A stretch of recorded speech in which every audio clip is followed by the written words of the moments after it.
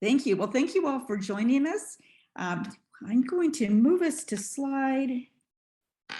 Yeah, keep going. And you've seen what the session objectives are. And we're going to start out here by talking about briefly the unique needs of English learners, or as we prefer the term currently, multilingual learners, to emphasize the assets that our students who come from homes where English is not the primary language come from. They bring many language assets, so multilingual learners. Okay, next slide, please. So our multilingual learners, sometimes we tend to lump them into one group, English learners, multilingual learners, but really they're a very diverse or heterogeneous group.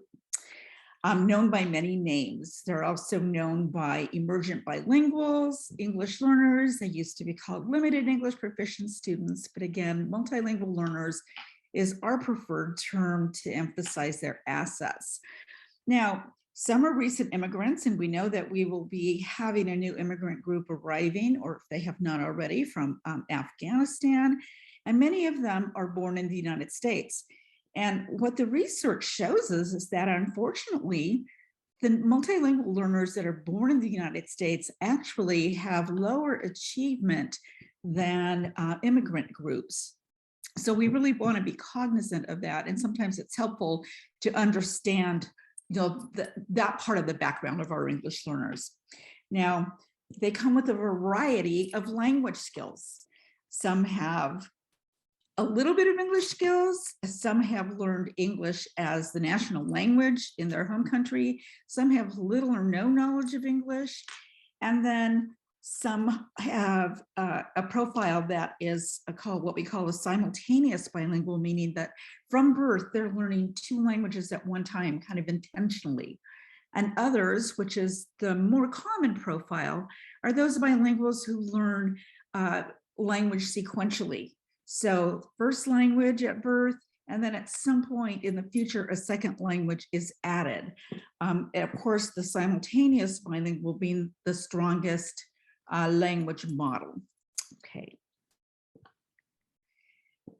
And here's what we know from research, that the age and intensity of exposure to languages makes a difference to children in both their reading and their language development. And the optimal period may be prior to age 3, so meaning before we see them in school. So what that means to us as practitioners is, as we're working with families, really helping them to develop strategies and the understanding of the importance of developing language early on, and in particular, that native language. Okay, a little bit about language registers. Now, language is acquired in stages, and we're not really going to go over the stages today, but generally known as 5 stages. Stage 1 would be, beginning or no language. Stage 5 being to fully proficient in a language. And we break up those stages into 2 concepts, or language register, and the social interpersonal language as opposed to the academic language. So this first register we're going to talk about, social or interpersonal language, develops fairly quickly. So children can sound pretty fluent in a new language, fairly quickly. And if you listen to that language, it's informal language, and it's language that's used on playgrounds. It's language that's used in informal conversations. And slang terms, high frequency words are common in this language. Simple sentence structures are generally supported with gestures, and tone and volume is quite different for social language as opposed to academic language. So this language, again, children can sound fairly fluent, and sometimes we might mistake that a child has really good language skills. They have strong language skills. I don't understand why they might be struggling in class, but if we really listen carefully, it's that surface level of language. And this can develop, pretty quickly within 1 year to 3 years, as opposed to academic language. And academic language is the language of school. And this is the level or the structures of language that students need in order to access core content. So academic language includes complex words and phrases used in content instruction, and we know that it's critical for reading comprehension. And we also know that this language, academic language, becomes especially important by later elementary and middle school, when that switch is made from learning to read to reading to learn. And children are exposed to increasingly dense text. And the evidence suggests that teaching new concepts, bridging from that oral or that social language and linking to the academic language, is a really useful strategy. But what is important to know about this academic language, and we'll really be sharing this throughout the presentation, is has to be intentionally taught. And every teacher really becomes a language teacher in order for our language learners to fully understand and access the curriculum. Now, students learning a second language, in order to become fluent in that second language, it can take between 5 to 7 years or more to become proficient in English. And for children that have disabilities, the limited research that there is on it shows that it could take 9 years or more, or maybe they don't ever reach that full fluency in a second language. So this is a long-term, it takes a long time to develop, and we have to be intentional. Now, another aspect of language that I like to point out is that children come from their communities using their own community language. And we've discussed this in years past with Ebonics, and I like to just use the broader term of community language, and that the language that students come from their home it's critical that we don't label that as substandard, and that we understand that that is a language that is what they use in their community to competently communicate within their community and in their families. And so it is a valid language. But what is important also is to then teach a variety of registers and the appropriate times to use that language. Okay, so a little bit about language. Now we're going to move into talking about culturally and linguistically responsive multi-tiered support systems. And we have a graphic to share with you that a typical triangle, but ours looks a little different. So if you see in our graphic here, 3 tiers, the green, yellow, red tiers, and across the bottom in the purple, you'll see those oral language proficiency levels that I discussed a moment ago, and it's broken out into 5 stages: beginning language all the way up to fluent at stage 5. Now, those language proficiency levels need to be considered across all the tiers of instruction: content general ed instruction, tier 2 double dose instruction, and tier 3 intensive instruction, meaning that all instruction and interventions have to be aligned to a student's current language proficiency level. And we do that by wrapping around the triangle a PLUS framework. That is a framework that Dr. Sanford, myself, and one of our former students, Miranda Turner, created a few years ago to use as an overlay to ensure that we are providing the background knowledge that students need in language, but also in just content and experiential knowledge, so that students can really access both content instruction and intervention work. Okay, and we'll discuss the PLUS framework more fully. We want to draw your attention to a project that John just mentioned that has recently ended, but our website is still online, and we will be adding to it, given that we have just received additional federal funding. And our website is www.projectle.org.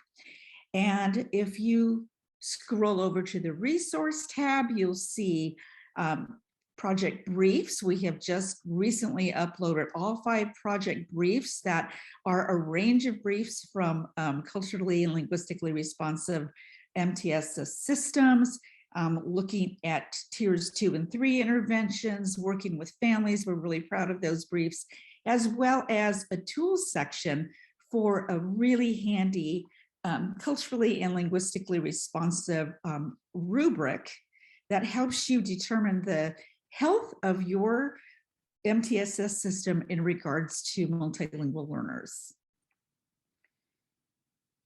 And that's what the rubric looks like. You'll find that in under the Tools tab. And it has this component: screening, progress monitoring, database decision-making, multi-level instruction, infrastructure, support mechanisms, and fidelity and evaluation. It's quite a thorough tool, and our district partners have found it quite helpful in ensuring the health of their system. Okay, so now we'd like to introduce you to our PLUS framework. And we originally created this framework to ensure that instruction was linguistically and culturally responsive, particularly at the intervention level, since we know that the majority of interventions that are used in the schools that are on your school shelves have not been researched on English learners. And while we know that they do a great job of teaching skills, we also know that there's likely not enough language support and background knowledge support in order for students to fully benefit from those interventions. Therefore, we created this as an overlay. And our acronym PLUS, we'll unpack here what the acronym stands for. Basically, each component of the acronym, we code the research on best practices for instruction of multilingual learners to support our framework. So the P in PLUS stands for pre-teaching critical vocabulary and priming background knowledge. L, language modeling and opportunities for practice. U, using visuals and graphic organizers. S, systematic and explicit instruction, which is really the heart of good instruction for our students. And then a second S, we can't spell very well, strategic use of native language and teaching for transfer. And with this, I'm going to turn it over to Amanda, and she's going to help us through the experiential part of our presentation. So thank you for joining us. Thank you so much, Julie. It's great to be here, and it's wonderful to see the range of roles that people have and from. I've heard people have come from as far as Australia and Botswana and feel like this virtual format that's a real blessing with this way that we're connecting. There's so many valuable aspects of being in person, but to be able to connect over the world is really amazing. So it's great to have you here, whether you're from very close or from very far away. So I'll speak a little bit to the PLUS framework for instruction and intervention English learners and practical application, and share some video models and give some opportunities to practice thinking about planning in this framework. So this is a screenshot of our lesson planning format that's posted on our website. You can download that under the tools and resources that Julie referenced. John is also going to put a link to the Word document for the PLUS lesson planning format that you can download onto your computer if you want to use that as a resource for lesson planning, whether you are working as a teacher or working with teachers or possibly in teacher preparation, supporting teachers.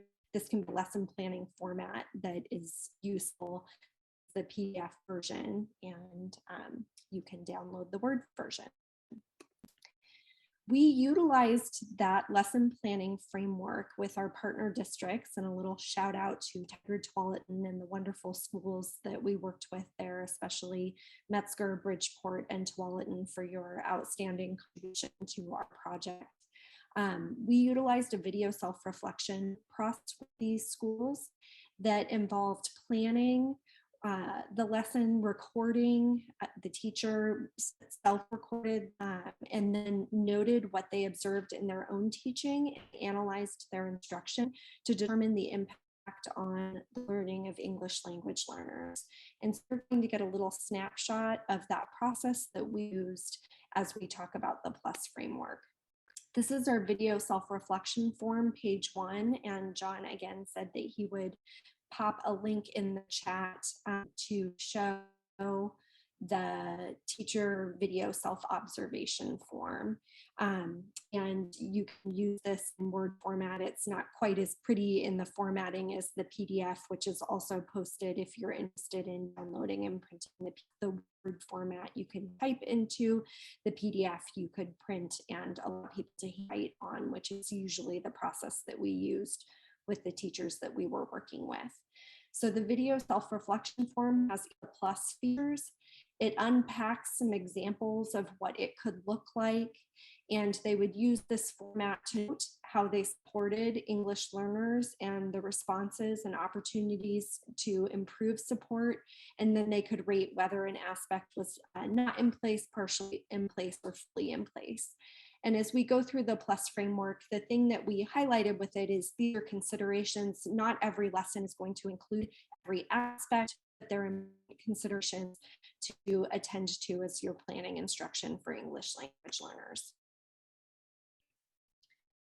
So the PLUS features that were highlighted address pre-teaching vocabulary and priming background knowledge.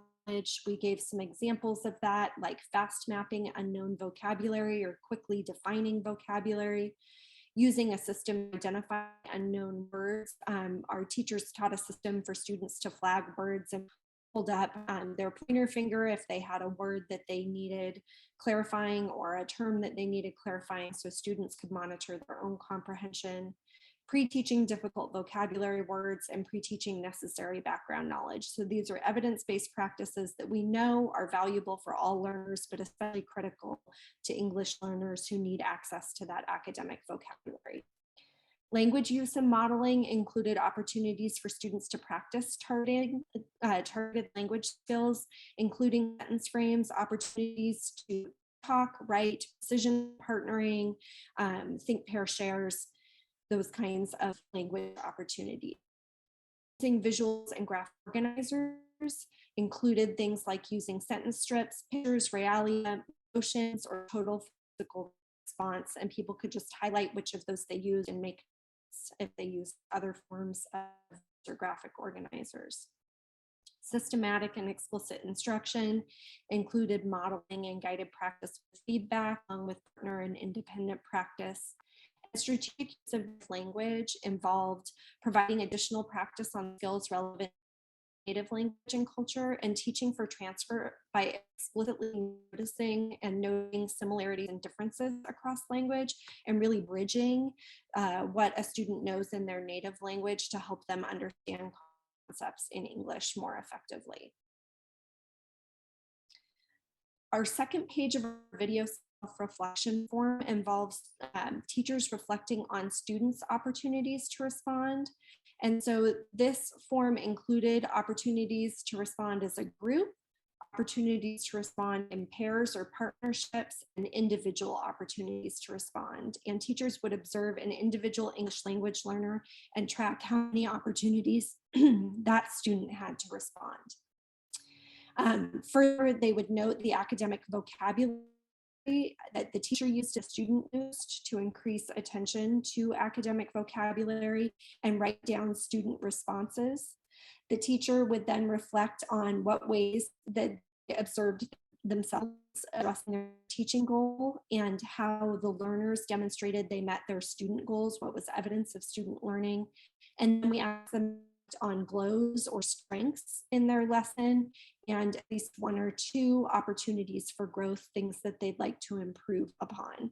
So we used this form as a reflective, self-reflective process. It was a very personal process that teachers could set their own goals with the central focus of increasing academic language and learning for English learners.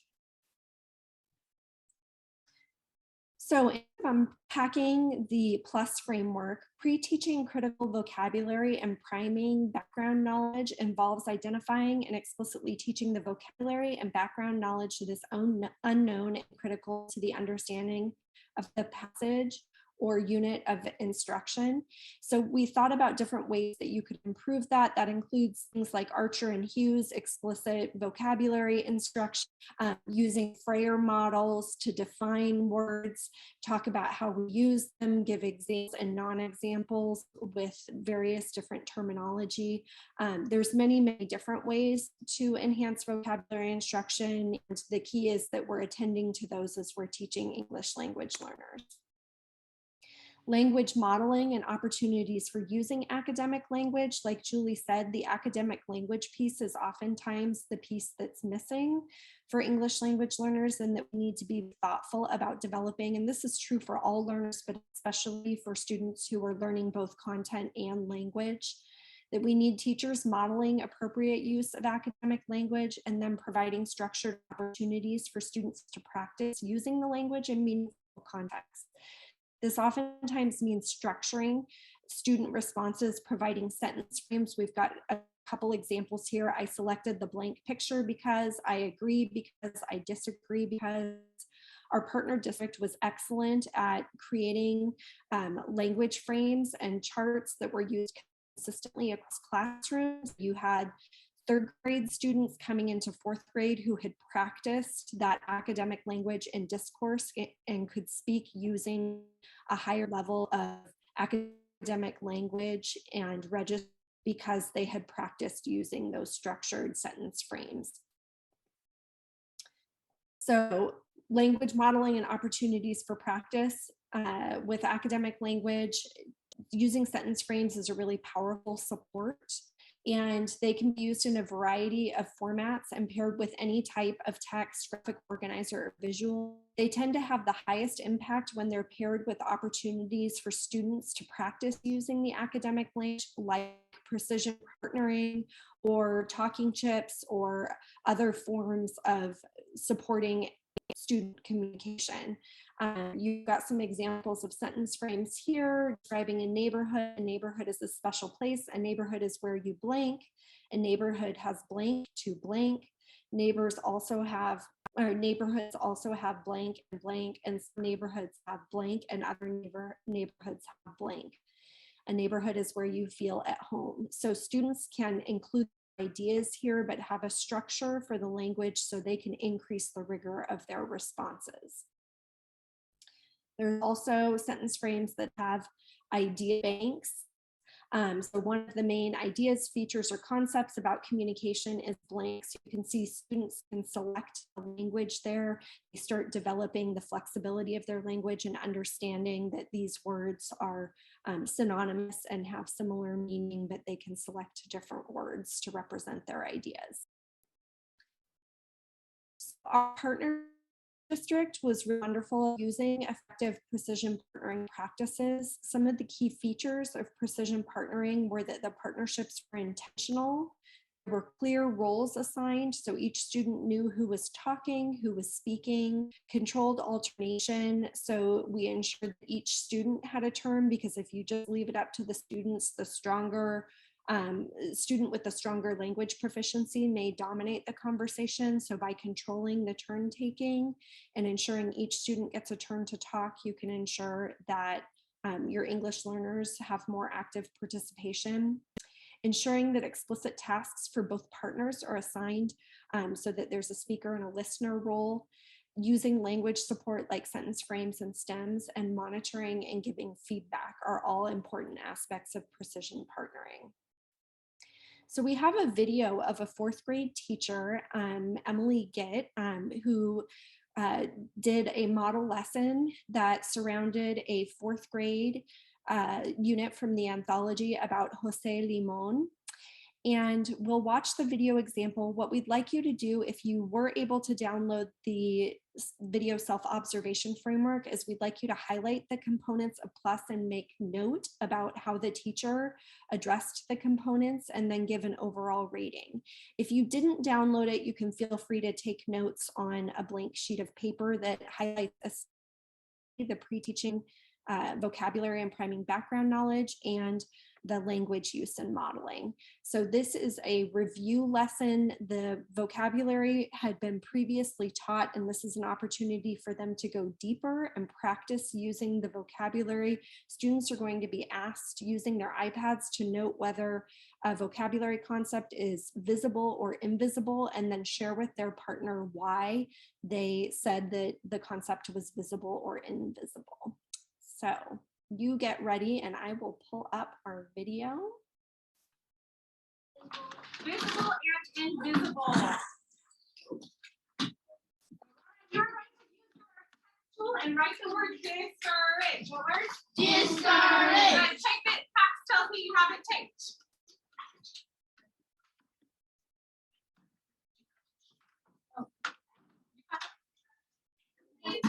One sheet, ready?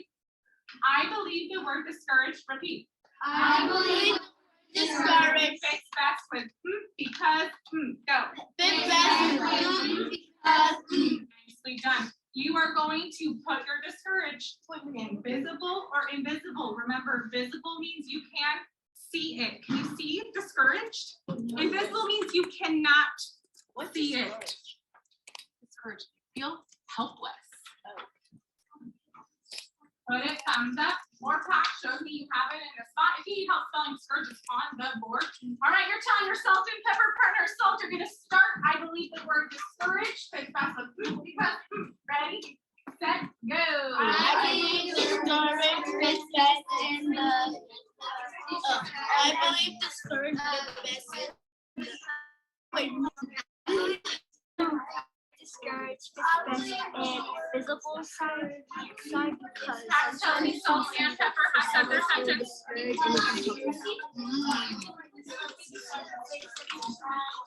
I believe discouraged fits best in the invisible side because if someone is like feeling like unhappy, you can like help them. Can you see it on your face sometimes? Yeah. Okay. Yes? Yeah. So is it visible? Oh. All right, here we go. We're going to push in our chairs. We're going to stand up. We're going to move. Here we go. Walk, walk, walk until you hear the sound.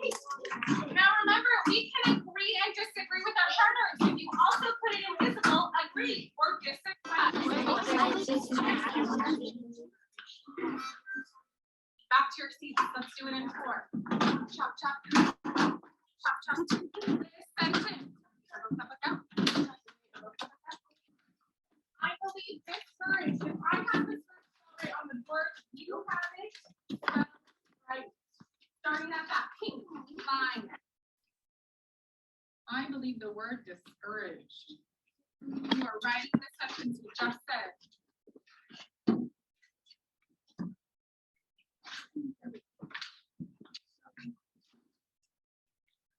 Reread your sentence. Make sure you have every single word that needs to be there. Capital and a period. Thumbs up and taps together shows me we're done. All right. I know you're still writing. Can you share your sentence with me? I believe the word discouraged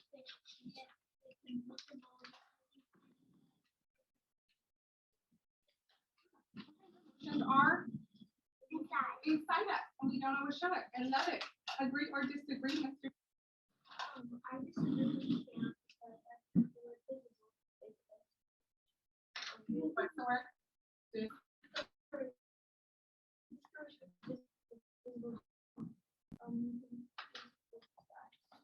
What would be the visible thing? I know what it Right? means. Okay, what's invisible? That you can't see. That you. Amazing. All right, nicely done. Respectfully disagree.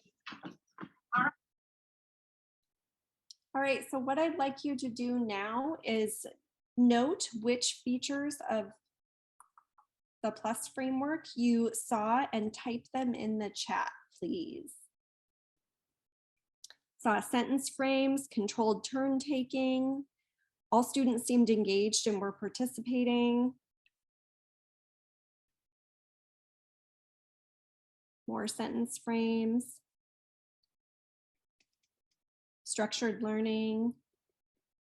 Excellent. Sentence frames, explicit instruction, opportunities to practice. Popping forward. Pre-taught words, good. Modeling, excellent. Also, I'm hoping that the guided practice with feedback, thank you for noting that. I'm hoping you noticed how the teacher really was dropping and listening. And there was one little girl especially that she really was focusing on making sure she didn't remember the definition of discouraged, and the teacher dropped and quickly defined the word even though it had been pre-taught. So she needed some judicious review.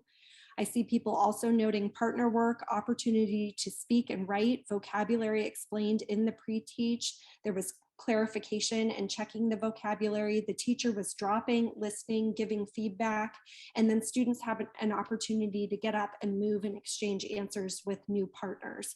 So a lot of active engagement strategies happening, a lot of use of the PLUS framework where we saw the pre-teaching of the vocabulary, and the sentence frames were on the iPad to support students' academic language and discourse.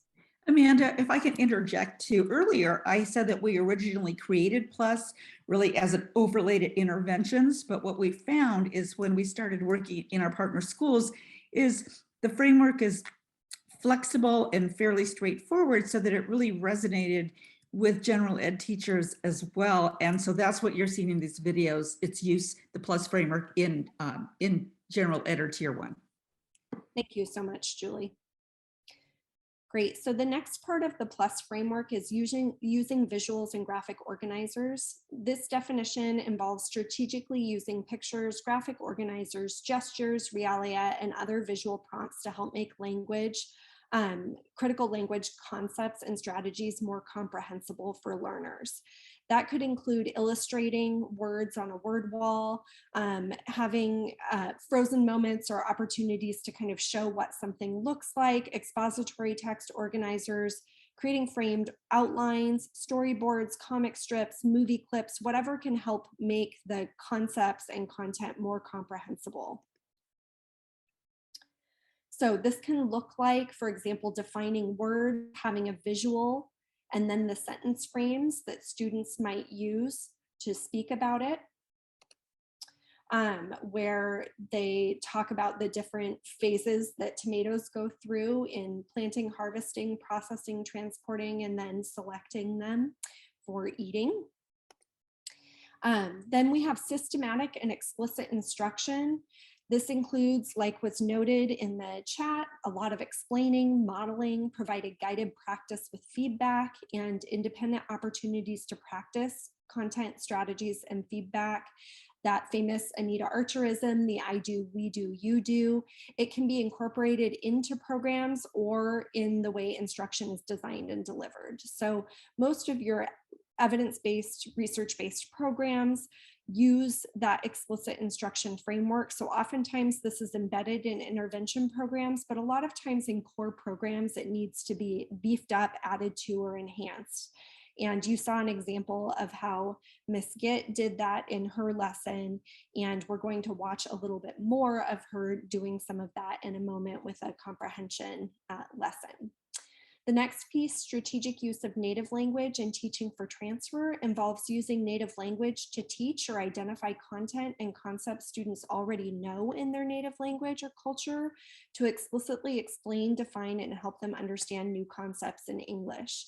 So some examples of this in dual language programming, you can actually partner native language instruction with English language instruction so that students might even have an entire lesson pre-taught in their native language before they encounter the lesson in English. Using dual language programming where you're actually supporting instruction in both languages is powerful. Identifying and using cognates. Using partnerships to paraphrase. If you don't know the native language, but there are two students who speak another language, they can support each other by explaining concepts in the native language before you return to instruction in English. Having dual language glossaries or summaries of content can be really helpful in the native language.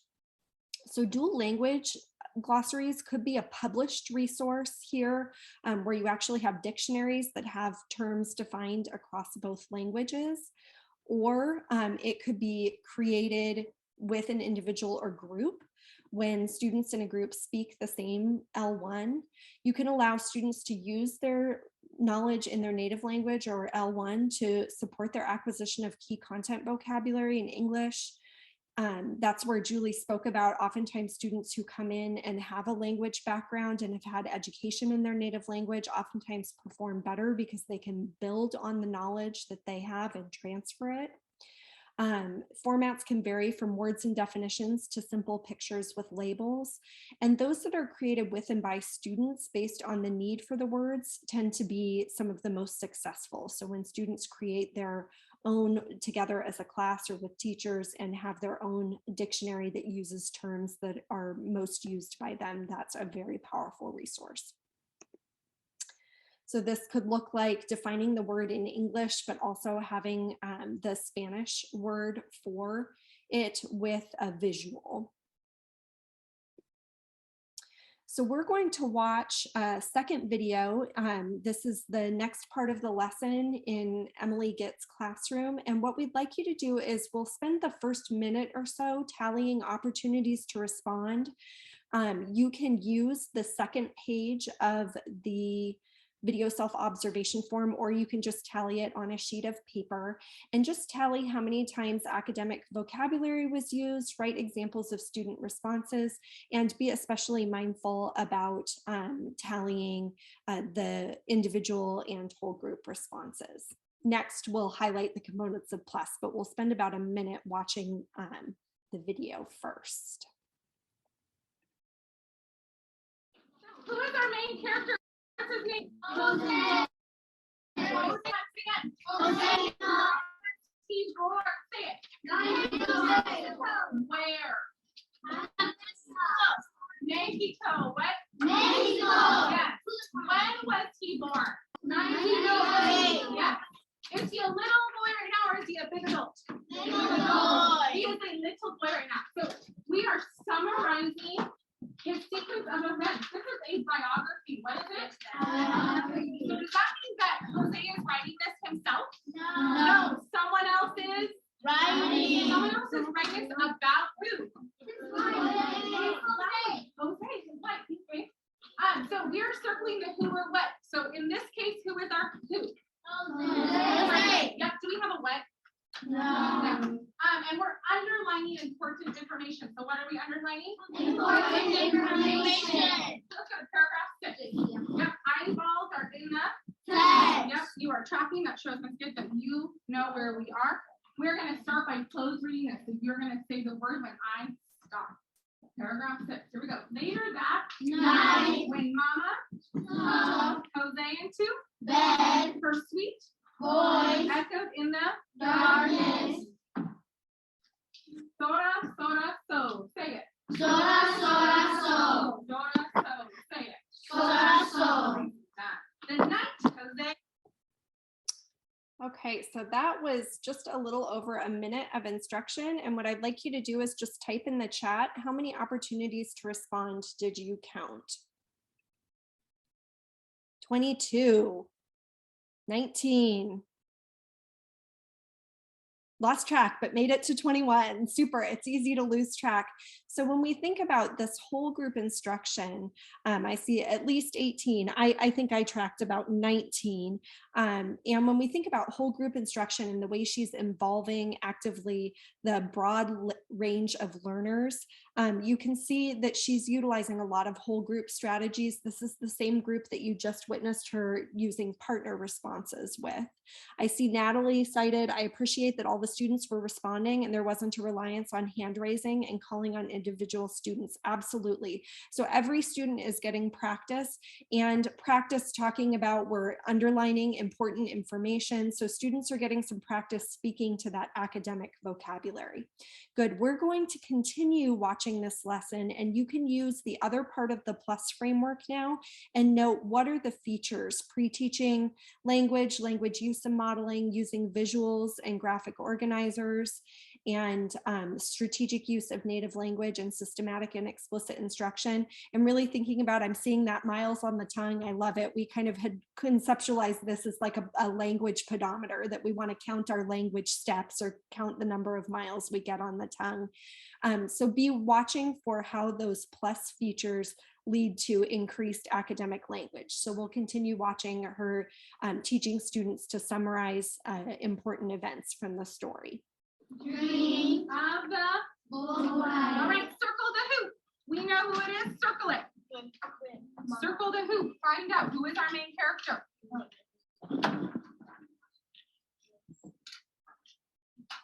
And what's important about this paragraph right now? What did he do? He's dreaming about the bullfight. So what are you underlining, girls? Dreaming about the bullfight. Yep. Eyeballs back in the 10. Here we go. 7. Paragraph 7. 1. Say when Jose was 5. He saw government. What's that word? Government. Soldiers. Marching. What's that word? Marching. In the street. A civil war had broken out in Mexico. Jose long a stick over his shoulder and marched through the house. We're going to count in Spanish. Uno, dos. Say it. Ready, go. Uno, dos. Count. 1, 2. Okay. I want you to circle the who. Has our who changed? No. No, our who has not changed. Now, yikes, something really important happened in this paragraph. To his family and Jose, I want you to put your finger on it before the underline. What is really important that just happened?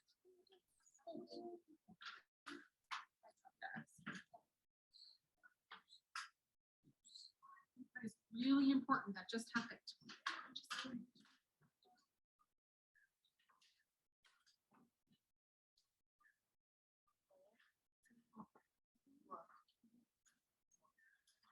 All right, boys and girls, what just happened?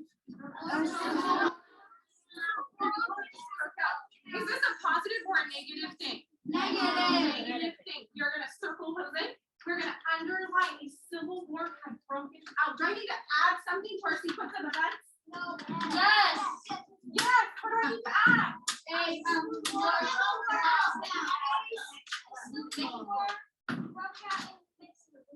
Now, where does he live again? Mexico. All right. So war broke out in Mexico. So how do you think he's feeling now? What can you conclude about there? I can conclude how does he feel right now?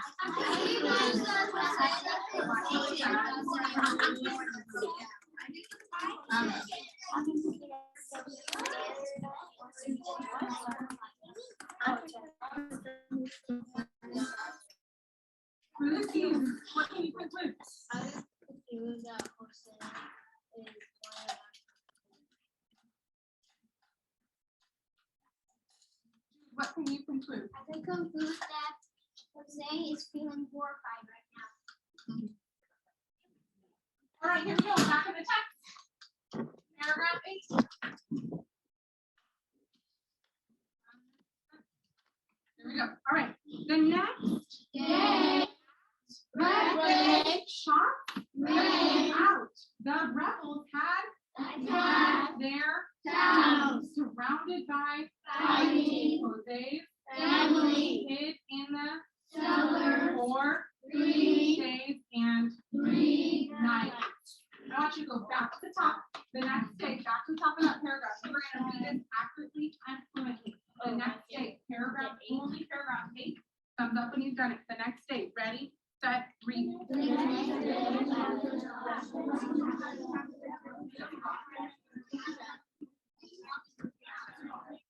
Good. So I want you to just take a moment and type in the chat, what are some of the features of the PLUS framework that you've noted so far?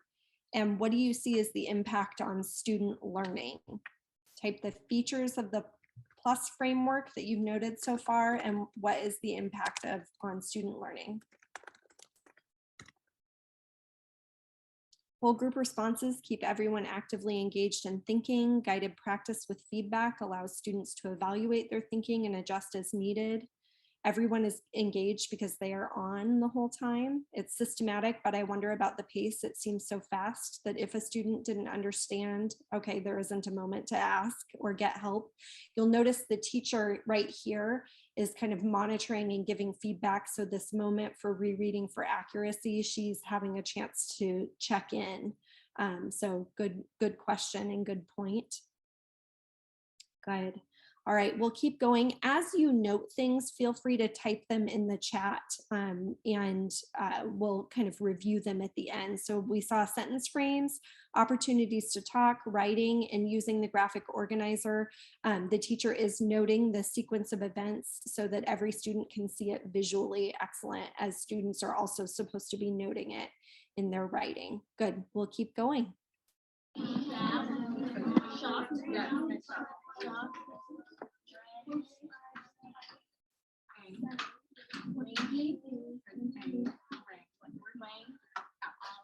Okay. All right, what's important about this and who is our who? You're going to circle the who. Let's just focus on Jose and his family. Underline the important detail.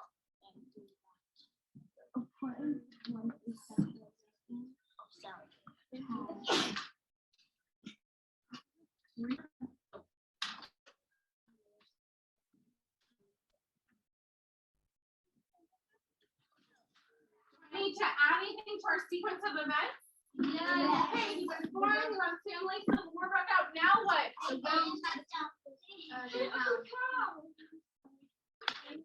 Now what? I'm gonna pull summarize. Tell me a complete sentence. Haley, can you summarize what just happened?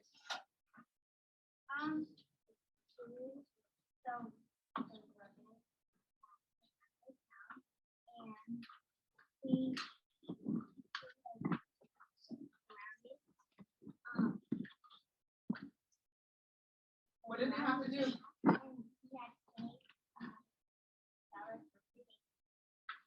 Give her a thumbs up if she summarized that well. Attacked Jose's family and had to,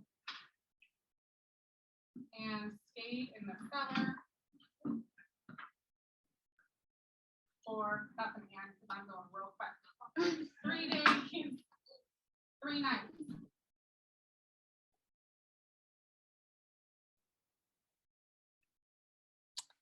Good, so what you've got here is the video self-reflection form filled out as a reflection for this lesson.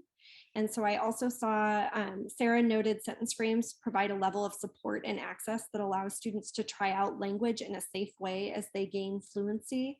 We noted on reflection that we saw pre-teaching the necessary background knowledge, sentence frames, and opportunities to talk and write, using visuals with the sentence strips, using systematic and explicit instruction, guided practice with feedback, and partner responses.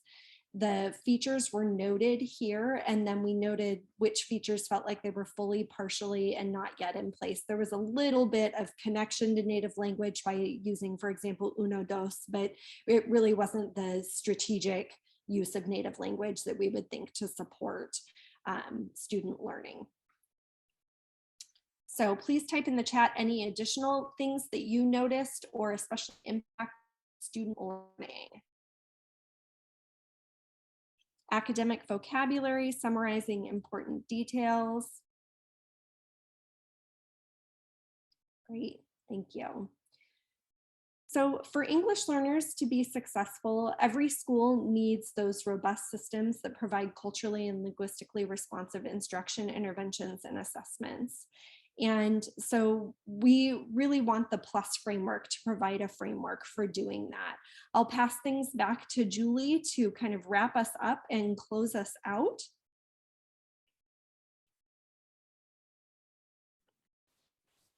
Okay, so thank you, Amanda. And as we say here, every teacher needs to understand the impact of second language acquisition on learning new concepts, because that really is a double cognitive whammy that we're asking of the students. So think about that, learning new concepts through a new language. So how can we lessen the impact of that double demand on them by providing that information ahead of time and making those links? And it is with this grounding that fair and equitable decisions regarding support and educational programming for multilingual learners will be made. And this is particularly true when I note that in looking at data across not only just Oregon districts, but nationally, that we do have disproportionate representation of multilingual learners in special education.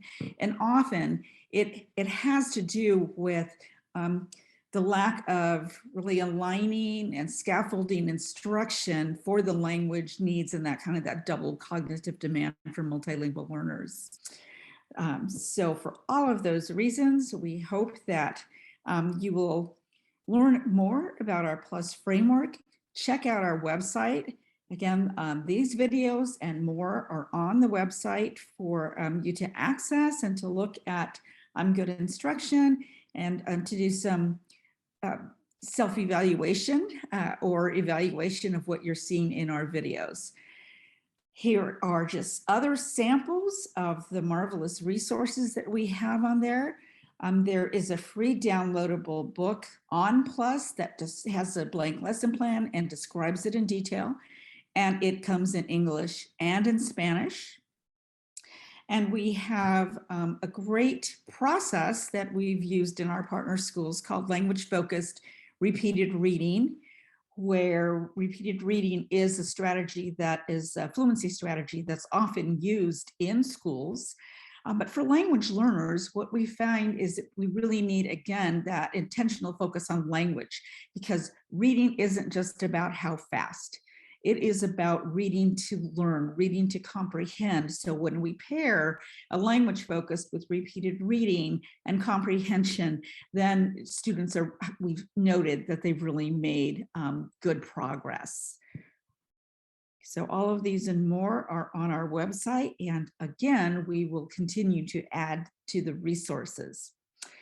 Further, the model demonstration grant that we just completed, we were a cohort of 3 nationally. And here is the combined website, www.mtss4ls.org, that has many more resources for you to please check it out. And then last but not least, if you'll go back a slide, Amanda. Last but not least, oops, 2 slides. Go forward. Looking at the book that has been out a couple years that I co-authored, and Amanda has helped with a couple of chapters, written those with me. That really is best practices in instruction and a lot of what we share today and more. So you can check that out. And as I mentioned earlier, there are 5 brand new hot off the press free downloadable briefs on MTSS for Ls, tiers 2 and 3 instruction, collaborating with families, and then leadership within an MTS framework. So all of those are just easily accessible, and please share them widely.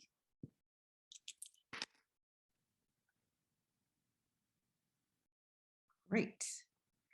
And now we have time for some questions. So we'll be watching the chat here. Or you can also take yourself off mute. We love to hear real voices. Yeah, I just wanted to say I loved watching the video and seeing how many opportunities the students had to respond.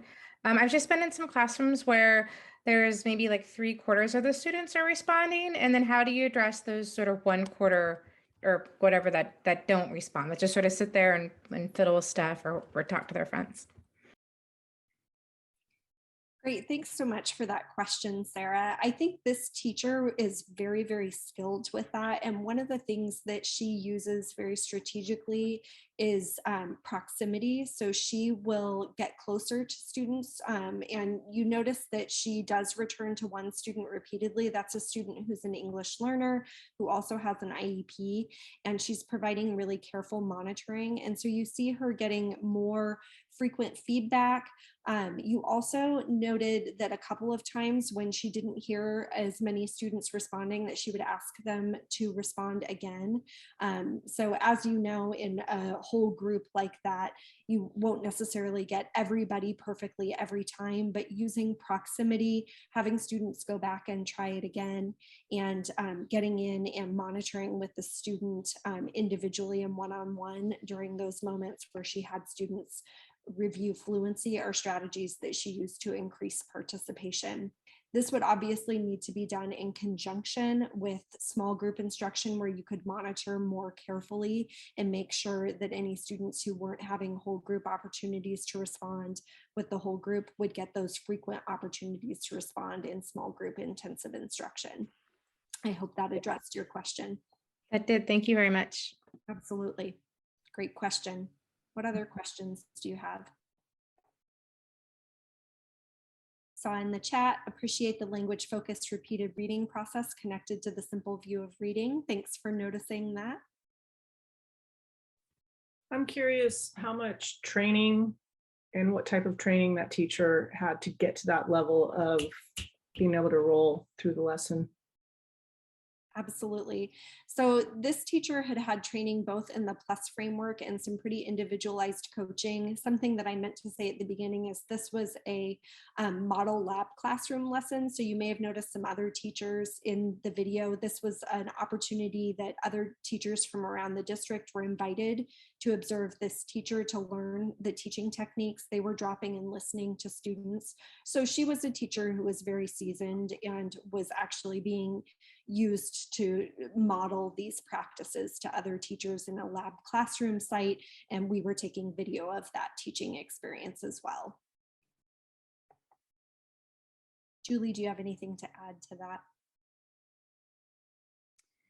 No, I don't think so. You're right that she was really skilled. Well, practice makes perfect, right? Yes, thanks for that question. What other questions do you have? Any tips on how to introduce this framework with new teachers? Well, we did that through the language focused, we did that through the video self-reflection process. So we'd show some videos, we'd work through it. The teachers were then asked to video a lesson in their own classroom and then use the PLUS features to reflect and for self-observation. And it's really a very gentle process in that they're watching their own video a couple of times, once to look at the PLUS features and once to monitor children's opportunities to respond. And therefore it was a very safe way for them to start using the framework. And we offered it fairly frequently, and we had frequent flyers come that would take the our trainings time and again, which really in a few sessions they were pretty skilled at this. So it was a gentle approach that was non-threatening, certainly. Great, thank you, Julie. I see two more questions. Are there videos to use for this instructional purpose? So I do want to note that on our website, these videos and other videos of high quality instructional practices are posted in both English and Spanish. So please visit our website to see those videos. And if you'd like to share them and use them, we welcome use for that. Of that resource. There was also a question from Shirley Valladares. Where can candidates apply for the upcoming project DICE Plus, which is the new funding? Julie, do you want to answer that question? Yes, let's see. We will be recruiting for our next year's cohort after January, and we'll be sending out informational flyers to districts. And if we haven't sent you one, get a hold of us about January. There was, let's see, another question here. would you do one section of Plus at a time?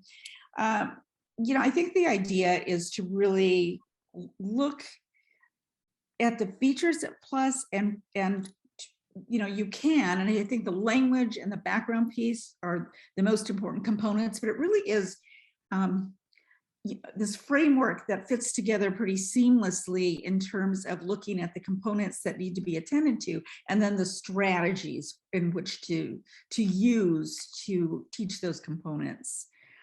So yes, and we noted in our own self-observation of the video that we did not, there was not use of native language. That component was not addressed in that. So there will only be, not all components would necessarily be addressed in every lesson. Amanda? Good, thank you. There was also a question about what do you use to teach grammar? And, you know, I think there's a variety of tools and resources. There are intervention programs that can do that, like language exclamation point. But what I will say is one of the most powerful tools that was used at our partner districts was collaboration between the English language development specialists and the classroom teachers. And so this classroom teacher had worked very closely to co-plan lessons with the ELD specialists. So even when the ELD specialists were not present in her classroom, she was utilizing the same strategies that she had collaboratively worked together with the ELD specialists on, whether it was grammar support, language support, the opportunities to practice. So really creating that partnership between the ELD specialists and the general education teachers helped ensure that whatever the lessons that the ELD specialists co-taught were then brought throughout the day, which is really what we need for English learners. It can't be language instruction as a 30-minute block and then they don't have the opportunity to engage with that throughout their day. When we teach it and then really integrate it throughout their day, it was very, very powerful. And I think the comment about working with middle schools with this, I would agree that trying to really use this as a content overlay is a powerful framework, regardless of the content or the age level that's being utilized. I want to thank John for posting the link to the Project Lay videos. Let's see, it would be, I think that the thrill of the skill that we often talk about in terms of early readers is also applicable for instructors. It's exciting when we see our improved instructional skills resulting in improved outcomes for students. Skilled teaching results in more skilled teaching. Absolutely, thank you. Are the schools you worked with in Tiger Tualatin using co-teaching model for ELD? Yes, I think we answered that. And Julie answered that great.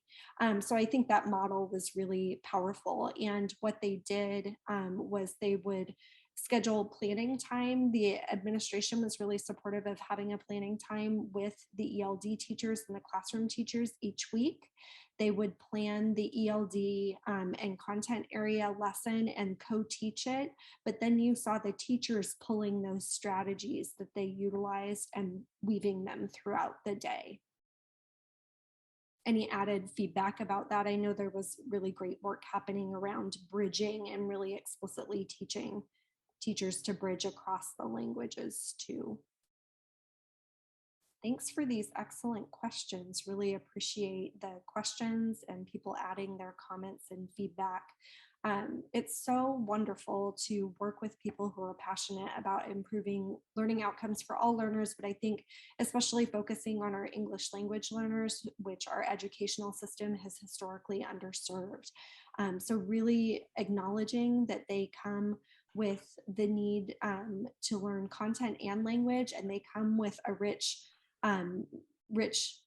base of knowledge themselves, and learning how to build on that knowledge, bridge that knowledge for students and ensure their success is so powerful. Julie, any closing comments? I was answering a question, are we using the PLUS framework K-12? Generally, the partnership and the model demonstration grant was focused on elementary, but I am doing some work that will be ongoing this year with New York City schools, and it definitely is K-12. So more to come on that. Well, thank you everybody for joining us. And we hope that You will look at the resources that we have available to you. And again, keep checking back as we add more given our new grant. So